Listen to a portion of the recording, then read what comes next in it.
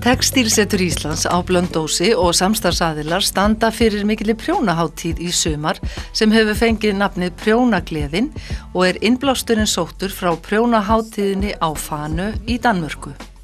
Þannig var að Textílsetur Íslands fékk styrk frá Nordplus til þess að heimsækja prjónahátíðina í Fanu í Danmörku. Það er lítið eyja fyrir utan Esbjerg og þar var verið að halda prjónagleði eða prjónahátíð í 10. sinn. Og þar komu 8.500 manns sem borguðu sinni, en það var 12.500 sem fóru með ferjunni, einhverju voru í landi sem fóru fram og tilbaka til Ponslíteyja. Og maður minn hann fór með mér, Gunnar Kristjánsson, og við upplifum þarna eitthvað ótrúlega sterkt. Og ég hefði alltaf talað, sko, hugmyndin var sérst að halda svona hátíð eða eitthvað slíkt þar sem fólk getur lært og það getur hlustað á fyrirlestra og hikst og þá er ekki nema til að setjast niður og tala saman. En svo einhvern tíðan þegar við sitjum þarna, það var svona kafferými í miðjunni og svo sölubásar allt í kring og þegar við sitjum þarna og horfum á fólki yfir mannsöfnuðinu, allt glatt og yndislegt fólk og ótrúleg stemming. Og sumir voru að tala saman sem gátu ekki eins og notast tungumál til að tala saman, en þau gátu að tala saman með prjónunum til að sýna hvort öðru hvað þau voru að gera. Og ég segi eitthvað við Gunnar eitthvað svona, já, þetta verður flott ef við náðum þessu okkar prjónahátíð. Og þá sagði hann, þetta er ekki hátíð, þetta er gleði. Og þar af leiðandi kom þetta nafn Prjónagleði.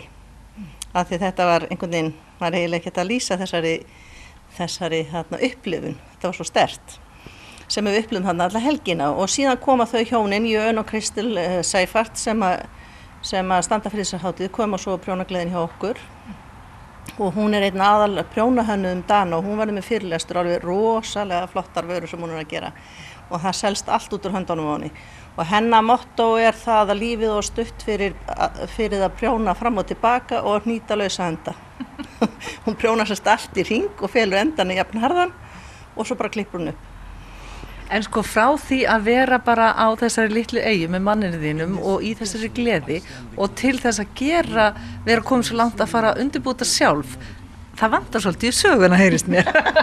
Já, sko það er búið að vera þessi hugmyndi búin að liggja svolítið hjá okkur í Textílsetrinu og svo sóttum við styrk og þegar við fengum hann til þess að fara að skoða hvernig á að gera þetta, að þá skelltum við okkur á þetta, bara ákveðum að gera þetta 2016 og 10. til 12. júní var valin vegna þess að 11. júní, laugardagurinn 11. júní er alþjóðlegi prjónadagurinn og okkur fannst tilvalið að það nota hann og gera honum eitthvað til góðs.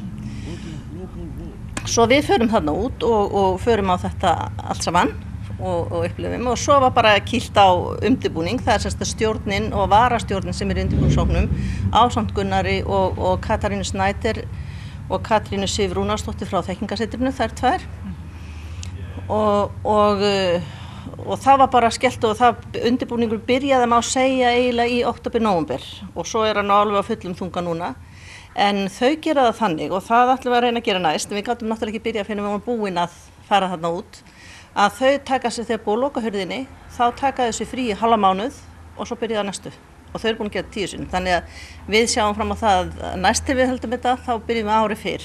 Þannig að þetta er allt á stutt tími, það er svo margt sem að þarf að laga og læra og manni yfirsést eða svo fer með ábendingar og allt þetta sem fylgir því að gera svona í fyrsta sinn. En einmitt í fyrsta sinn, þetta hefur aldrei verið gert, en áhugi á prjónaskap er gríðarlega mikill og greinilega ekki bara á Íslandi. Þetta er allan heim. Það er alveg gríðarlega vaxandi áhugi og það má eiginlega segja að sko í kreppunni 2008 sem að hann fór að verða svona einhver alheimshreyfing og til með svo ég vitni aftur í Fanu að þarna komu til með það mikið unnið á sjálfboðaliðum í kringum hátíðina og þarna kom til dæmis kona frá Sjálandi sem er þó nokkuð ferðalag fyrir Dania því að í Danmörk þó þessi lítið þá er allt ferðalag sem þau þurfa að fara. Og hún kom bara til þess að upplifa stemminguna, hún var sjálfboðaliði. Hún tók ekki þátt í neinu nema að vera bara sjálfboðaliði og það er, sko, sumir segir þetta hafi verið vegna þess að það þrengdi á, það þurfti að finna einhverja leið til þess að bæta í budduna og svoleiðis, en það er bara svoleiðis með prjónana að ef þú byrjar á ánýtistöðum þá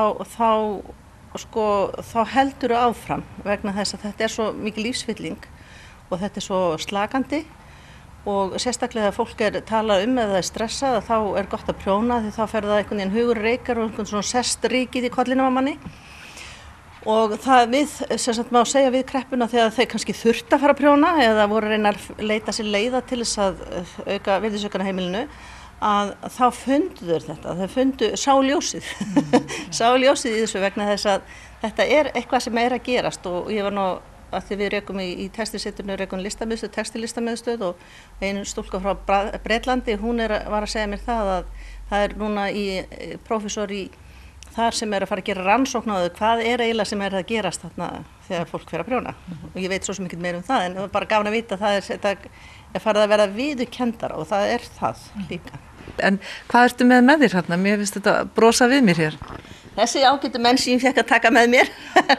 Þannig að það byrjaði í fyrra mjög skemmtilegt verkefni á Blönduósi sem heit Prjónagraff og við erum að vinna í því að halda því til haga að Blönduós og Húnavatnssýsla sé textílsvæði og markar okkur sem textílbæinn Blönduós og þá var í fyrra þá var skreittir staurar og ákveða að fá út í Prjónagraff og þá hugsaðum að það væri gaman að það var fyrir Húnavíkuna að gaman að vera að skreita 5 staura. Berglind Björnsdóttir upphafsmaður að þessu og við vorum að ræða þetta var gaman að það væri 5 staur og ég held að þeir var orðið 50 pluss grindverk og allt mögulegt. Svo ræddum við það hvort það var ekki gaman að vera búin að skreita Blönduós þá áður en að prjónagleðin verður og það gjörsamlega hafa notað allar lausa stund og meira en það sýnist mér að því að þetta Stína Gísladóttir, ég fekk lánaða þessa kalla hennar og þetta verið hengt á staura og ég bara hvet áhorfendur til að leita þessum gæjum þegar þau koma heim af því að þeir og það miklu fleiri sko, þetta bara það sem ég kipti með mér en það verða skreitti staurar ennþá fleiri og það verður í kringum sko ráðstefnusvæði sem að verður íþróttahúsið, grunnskólinn og félagsheimilið að þar verða staurarnir skreitta með svona mannfólki einhverju á öllum toga.